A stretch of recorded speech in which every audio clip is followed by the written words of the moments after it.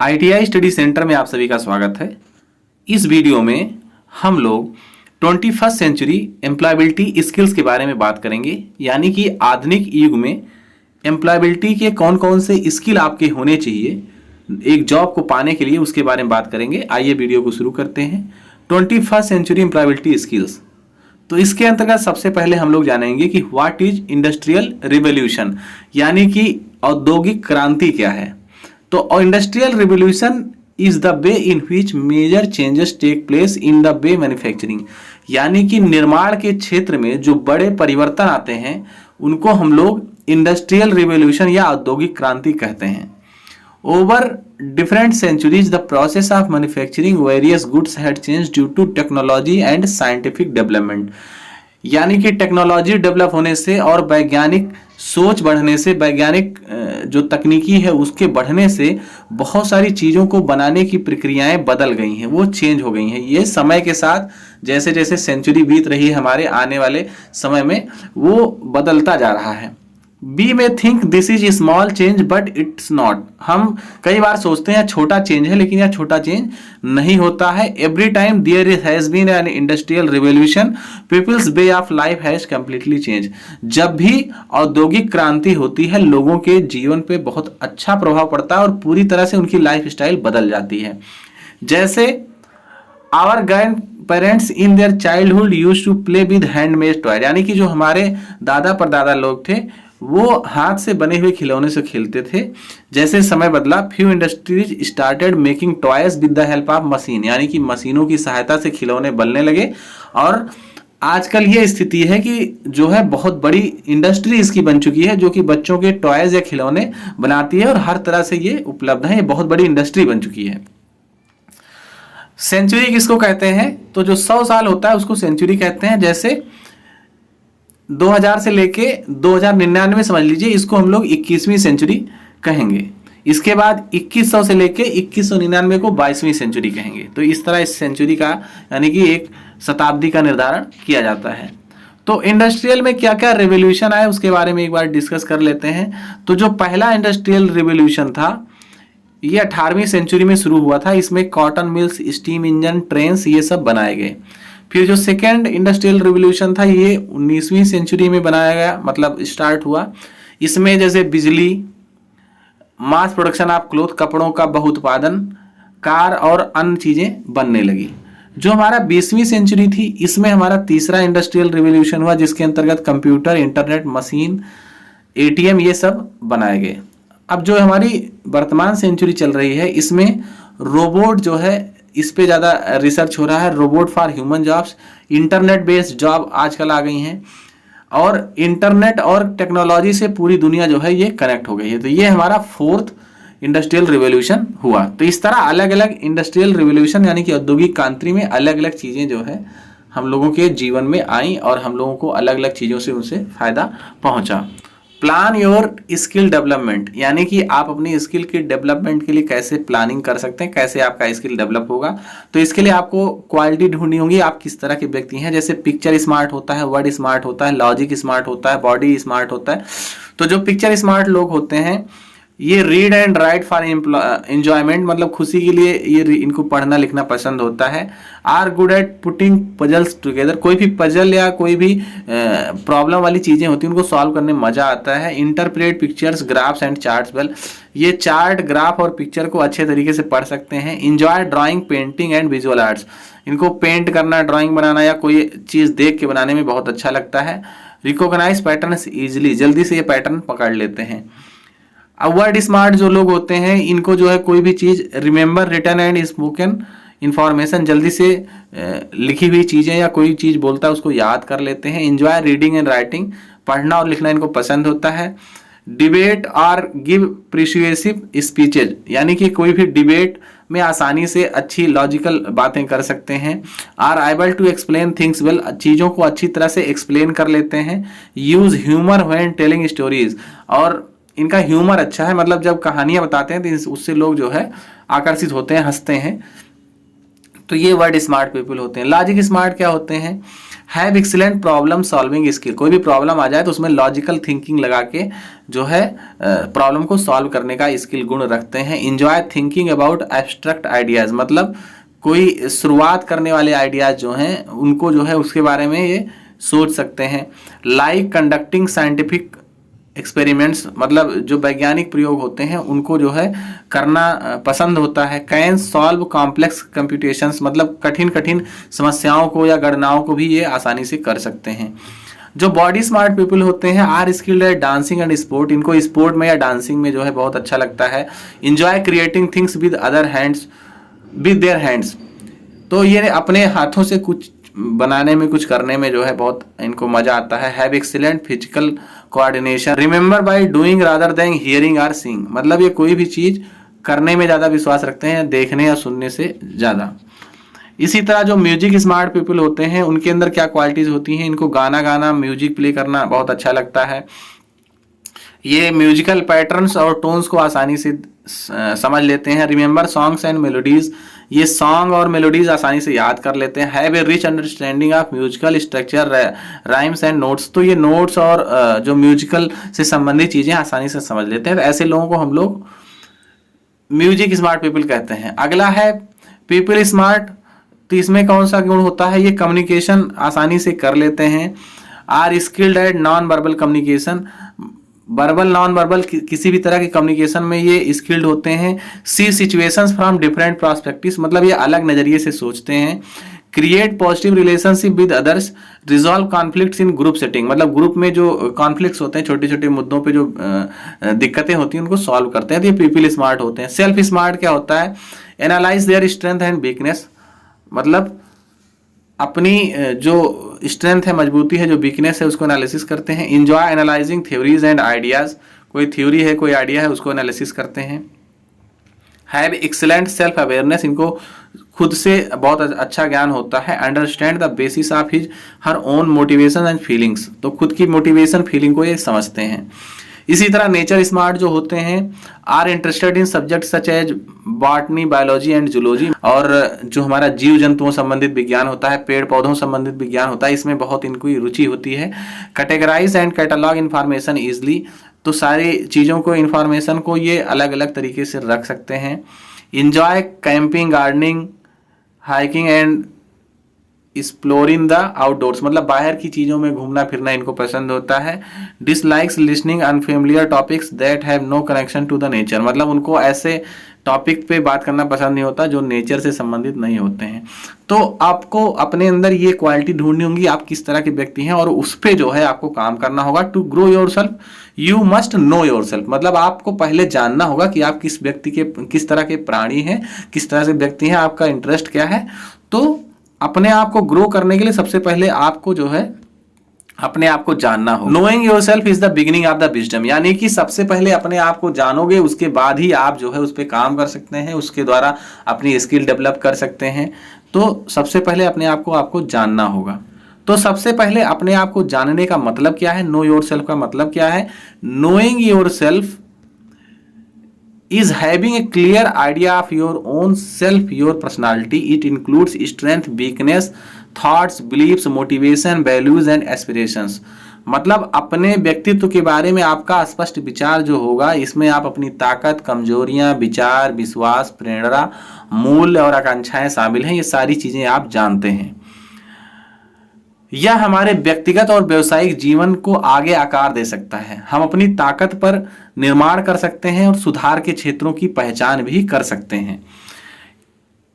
If we know what we are good at, we can identify the right career opportunity, मतलब अगर हमको पता है कि हम किस चीज में अच्छे हैं तो अपने लिए सही रोजगार के अवसर तलाश सकते हैं। And we understand our idea areas of improvement, we will always keep learning and growing, मतलब हमको पता है कि हमारे अंदर क्या कमी है तो हम उस पर काम करके उसे सुधार कर सकते हैं और हमेशा सीखते रह सकते हैं।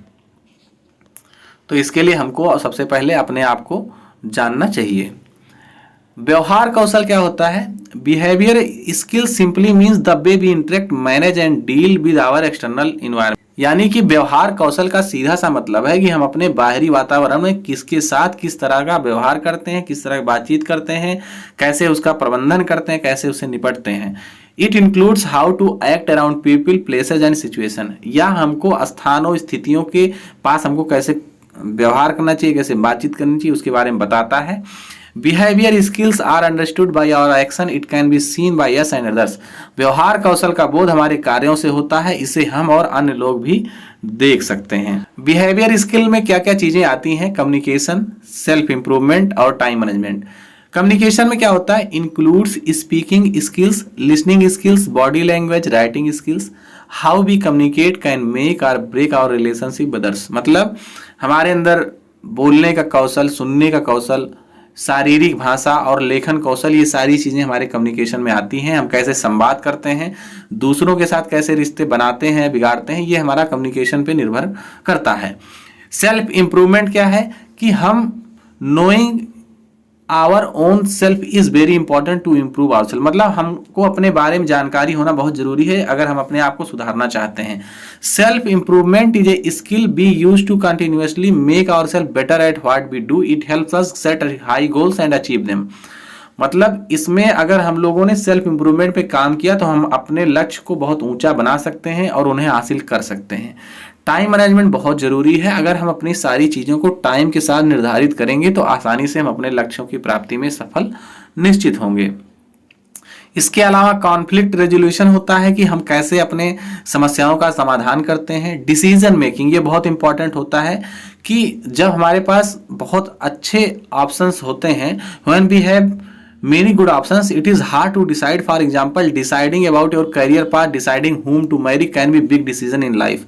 Learning how to decide big or small decision can help in our behavior skill. मतलब जैसे हमको किससे शादी करनी है, अपना करियर पाथ कौन सा चुनना है, इसके बारे में डिसीजन लेना बहुत कठिन होता है। लेकिन अगर हम लोग छोटे छोटे डिसीजंस लेते रहे अपने व्यवहार कौशल में तो वहां पे इन चीजों में मदद मिलती है। Problem solving, a person who can solve a problem well has a great gift in the life. मतलब जो प्रॉब्लम को सॉल्व कर सकते हैं, समझ लो उनके पास एक मतलब अपने आप ही एक बहुत बड़ा गिफ्ट है, क्योंकि प्रॉब्लम सॉल्विंग जो है आपके जीवन में, आपके कार्य क्षेत्र में कहीं भी आपकी मदद करता है और आपको अच्छे लक्ष्यों को प्राप्त करने में मदद करता है। तो पॉजिटिव एटीट्यूड आप कैसे डेवलप करेंगे? Behaviour skill are visible to others but attitude is in our minds. Attitude is what we think about something or someone. Our attitude plays a huge part in how we look at life. जो behaviour skill होता है दूसरों को दिखाई देता है, लेकिन जो एटीट्यूड है, जो रवैया है, वो हमारे मन में है, मनोवृत्ति है कि हम किसी चीज के बारे में, किसी व्यक्ति के बारे में क्या सोचते हैं, हम जीवन को कैसे देखते हैं और हमारा दृष्टिकोण उसमें बड़ी भूमिका निभाता है। It shapes how we react to the things that happens to us. We can not control what happens to us but we can develop a positive attitude to deal with the situation in our personal and professional life. मतलब हमारे साथ जो घटित होता है हम उसको तो कंट्रोल नहीं कर सकते हैं, लेकिन उस पर जो हमारा रिएक्शन आएगा उसको हम कंट्रोल कर सकते हैं। तो उसके लिए हमको बिहेवियर स्किल पे काम करना चाहिए। How to motivate our self to do better, हमें अपने आप को कैसे मोटिवेट करना चाहिए ताकि हम अच्छा करें। तो स्व प्रेरणा या स्वयं को प्रेरित करने की क्षमता एक महत्वपूर्ण कौशल है। यह हमें अपने लक्ष्यों को प्राप्त करने, अधिक संतुष्ट महसूस करने और हमारे जीवन की समग्र गुणवत्ता में सुधार करने के लिए प्रेरित करता है। तो motivating yourself could start a few very simple tips. इसके टिप्स क्या क्या है? Just start, the secret of achieving big goals is starting them. मतलब कोई भी काम में सफलता प्राप्त करने के लिए सबसे पहले हमको उसको शुरुआत करना है। Break down task into small step, छोटे छोटे स्टेप में उनको जो है ब्रेक डाउन करना है। Make a promise to yourself, give yourself a prize when you achieve it. अपने आप को जो है आप एक लक्ष्य दे सकते हैं। आप ये कह सकते हैं कि जब मेरा ये काम हो जाएगा तो मैं अपने आप को ये अवार्ड दूंगा। जैसे कि अगर मैंने ये काम कर लिया तो मैं अपने आप को पार्टी दूंगा या कुछ करूंगा। अपने लिए एक आप जो है अवार्ड डिसाइड कर सकते हैं। Be kind and loving to yourself, अपने आप को प्रेम करना सीखें। Make a pact with a friend to achieve goals together, अगर किसी दोस्त के साथ आपको लगता है कि गोल अचीव होने में आसानी होगी तो उसके साथ आप समझौता कर सकते हैं, पैक्ट बना सकते हैं। Ask people to share their stories of growth, लोगों से उनकी सफलता की कहानी पूछकर उससे भी आप जो है मोटिवेट हो सकते हैं। तो इस तरह हम जो है अपने आप को मोटिवेट कर सकते हैं। क्रिटिकल थिंकिंग क्या है? Critical thinking is the way of thinking to solve a problem. It helps us to find out if something told us is the truth और नॉट। मतलब क्रिटिकल थिंकिंग मतलब हो गया साइंटिफिक, आप सोच रहे हैं, लॉजिकल सोच रहे हैं।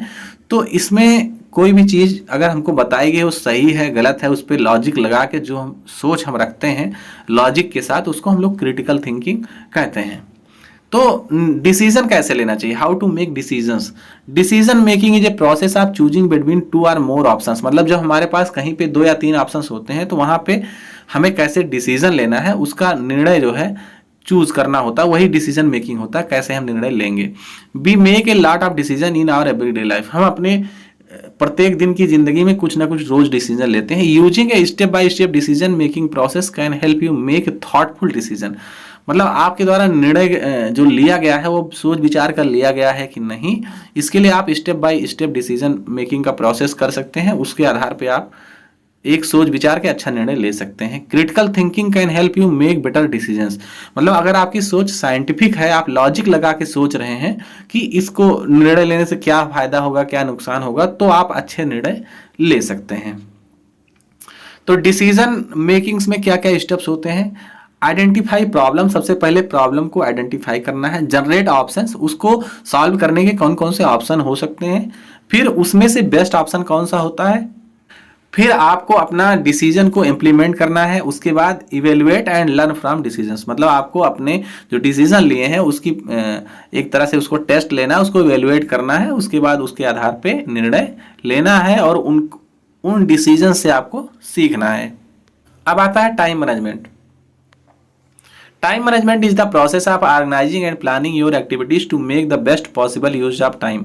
यानी कि जो आपके पास समय मौजूद है उसका बेस्ट आप कैसे यूज कर सकते हैं, उसके लिए टाइम मैनेजमेंट हमारे पास होना बहुत जरूरी है।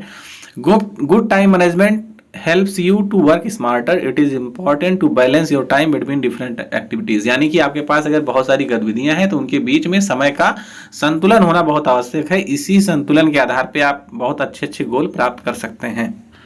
टाइम मैनेजमेंट का इंपॉर्टेंस क्या है, इसका महत्व क्या है। तो learn more skills than others, आप दूसरों से ज़्यादा स्किल सीख सकते हैं, आप अपने करियर में ग्रो कर सकते हैं, अपनी टीम की ग्रोथ में सपोर्ट कर सकते हैं। Improve your performance at work, अपनी समय पे जहाँ पे आप कार्य कर रहे हैं वहाँ पे अपनी परफॉर्मेंस को जो है आप बढ़ा सकते हैं, इंप्रूव कर सकते हैं। मीट वर्क डेडलाइंस, मतलब जहाँ पे आप कार्य कर रहे हैं, कार्य करने का जो समय निर्धारित है उसको आप आसानी से पा सकते हैं। Achieve better work life balance, आपका जो सामाजिक जीवन है और जो आपका जो है प्रोफेशनल लाइफ है, दोनों के बीच में जो है बढ़िया बैलेंस बना रहता है, तो उससे भी आपके जीवन में आसानी होती है। टाइम मैनेजमेंट जो है कैसे करना है डेली लाइफ में, तो आपके लिए आपको गोल निर्धारित होना चाहिए और उस गोल को करने के लिए आप कैसे जो है एक्टिविटी कौन कौन सी करेंगे उसकी लिस्ट बनानी चाहिए। फिर आपको एक डेली कैसे उसको करना है उसको प्लान करना चाहिए, उसके लिए एक टाइम लिमिट निर्धारित करनी चाहिए और आपके जो टास्क हैं उनके लिए रिमाइंडर आपको सेट करना चाहिए। मोबाइल फ़ोन या जितने डिस्ट्रैक्शन हैं उनसे दूर रहना चाहिए और ये आपको एक रूटीन बनाना चाहिए। इसी तरह आप जो है टाइम मैनेजमेंट अच्छे से कर सकते हैं।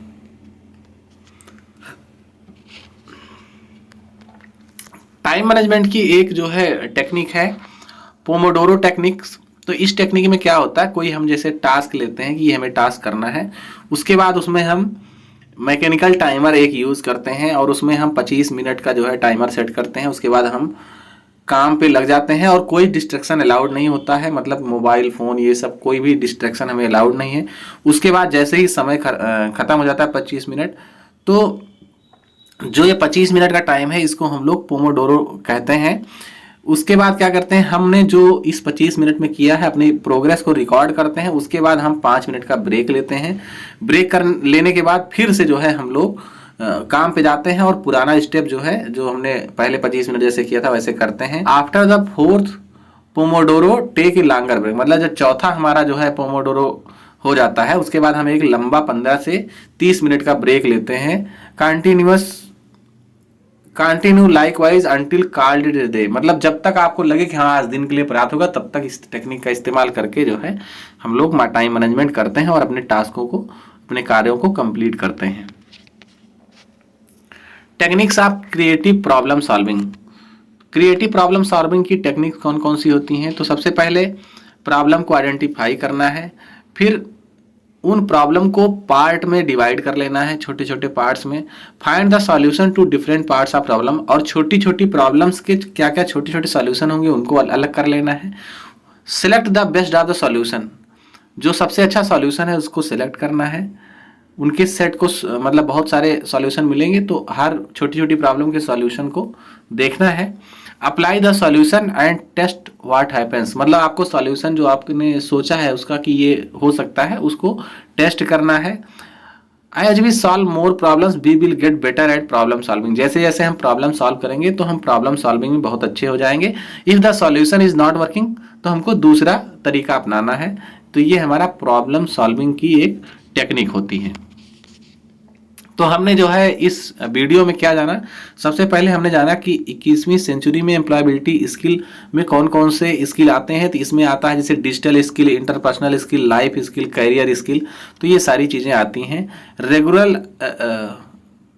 Regular assessment of your skill is vital for the furthering of your career, मतलब आप अपने स्किल का समय समय पर निरीक्षण करते रहें, ये आपको करियर में ग्रोथ करने में बहुत मदद करता है। Developing our skill for the career we choose will help us grow in our job और बिजनेस, मतलब हमारा स्किल जो हम चूज करते हैं अगर उसको डेवलप करेंगे तो ये हमको हमारी नौकरी में, हमारे बिजनेस में आगे ले जाएगा। Know your self will help you find your interest, abilities and the right career opportunities, अगर हम अपने बारे में जानेंगे तो ये हमारे इंटरेस्ट, हमारी योग्यता और हमको करियर में आगे बढ़ने में मदद करेगा। Strength are positive qualities skills that will help you grow in your life and career, जो स्ट्रेंथ होता है ये हमारे अंदर पॉजिटिव क्वालिटीज होती हैं, मतलब जो पॉजिटिव हमारे अंदर गुण होते हैं और जो स्किल होते हैं जिनसे हम अपनी लाइफ और करियर में ग्रो कर सकते हैं, वो होते हैं strength. You can overcome your weakness with hard work, और वीकनेस क्या होती हैं, जो हमारी खराब क्वालिटीज होती हैं, इनके ऊपर हम काम करके जो है इनको हटा सकते हैं, दूर कर सकते हैं। Describing your strength and skill is necessary during job interviews, तो जब आपके जॉब इंटरव्यू होते हैं वहां पे अपनी स्किल, आपकी स्ट्रेंथ क्या है और कई बार आपकी वीकनेस क्या है उसको भी पूछते हैं।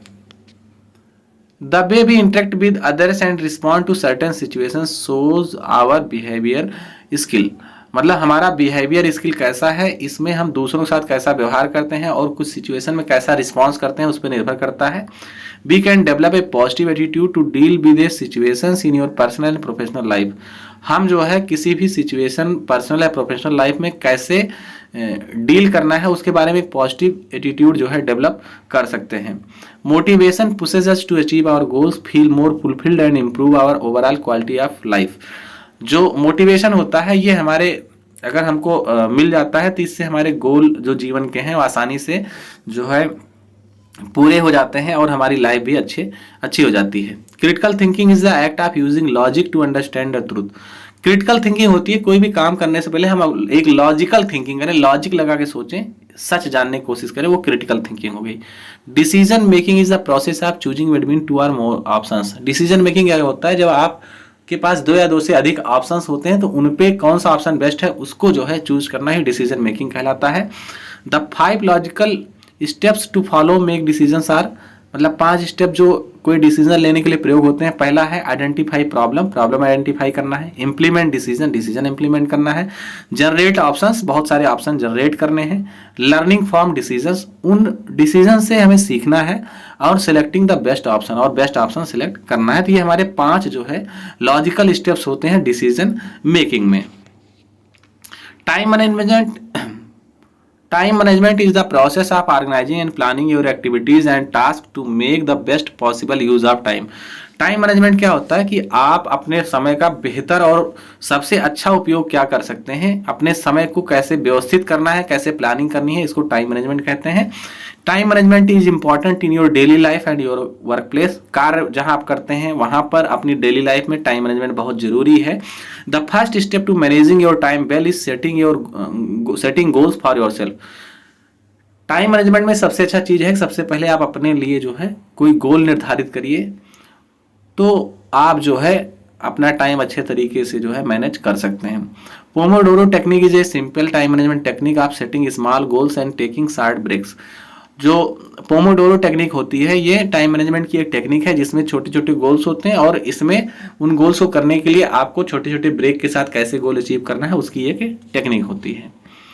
Problem solving means finding A solution for any problem. Problem solving का मतलब यह है कि किसी समस्या के लिए कोई आपको जो है सॉल्यूशन निकाल के लाना, कोई सुझाव निकाल के लाना ही प्रॉब्लम सॉल्विंग कहलाता है। Identify problem is the crucial step in problem solving. तो प्रॉब्लम सॉल्विंग में प्रॉब्लम क्या है वो आइडेंटिफाई करना सबसे महत्वपूर्ण स्टेप होता है, सबसे महत्वपूर्ण चरण होता है। Breaking down the problems into parts help us to address the problem. जो प्रॉब्लम होती है उसको छोटे छोटे टुकड़ों में बांटने से हमें जो मेन प्रॉब्लम है वो पता करने में आसानी हो जाती है। तो इस वीडियो में हमने 21st सेंचुरी एम्प्लॉयबिलिटी स्किल के बारे में जाना, जिसमें हम लोगों ने टाइम मैनेजमेंट, क्रिटिकल थिंकिंग और बहुत सारे चीज़ों के बारे में जाना। कम्युनिकेशन क्या होता है, इंटरपर्सनल स्किल क्या होता है, बिहेवियर स्किल क्या होता है। तो इसी तरह की एक अन्य वीडियो में जो है हम लोग नए टॉपिक पे जानेंगे। तब तक के लिए धन्यवाद।